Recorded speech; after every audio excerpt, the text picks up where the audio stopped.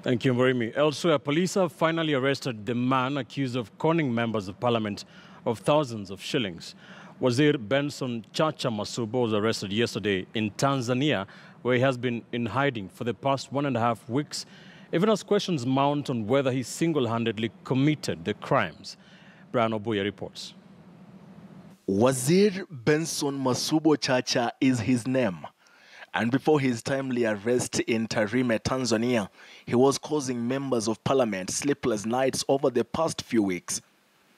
Wazir Chacha has been accused of fleecing members of parliament of hundreds of thousands of shillings under the stolen identity of Murang'a woman representative Sabina Chege. According to police reports, Chacha was awaiting the processing of his documents before he could move to Zanzibar, where he had rented a house and made payments for an entire year. But the bulk of the story lies in the overwhelming mystery on who is Wazir Benson Chacha Masubo and how he was able to mysteriously acquire money from over a dozen lawmakers through such high-level false pretense. Police sources further claim the suspect was in sexual relationships with over 13 female members of parliament and other senior female government officers. And in another development that would add another twist to the investigations, the 23-year-old conman is said to have CCTV footage showing every secret detail between him and the alleged female members of parliament.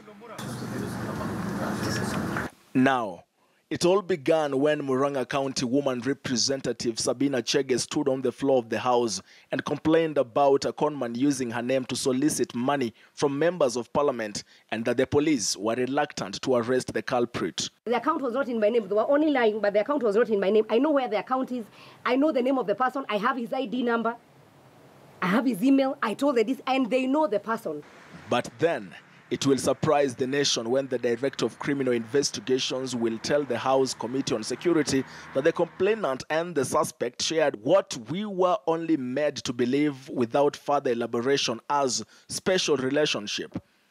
George Kinoti said police had in the previous week tried to arrest the suspect in vain since he had switched off his mobile phones.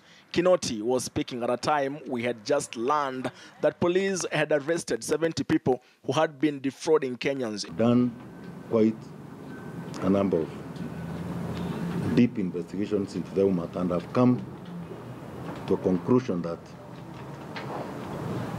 there is special relation between the complainant and the suspect.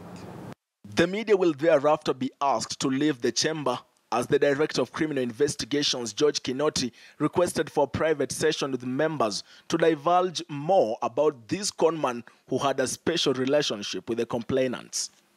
Wazir Benson Masubo Chacha paints a picture of a conman out to blackmail lawmakers.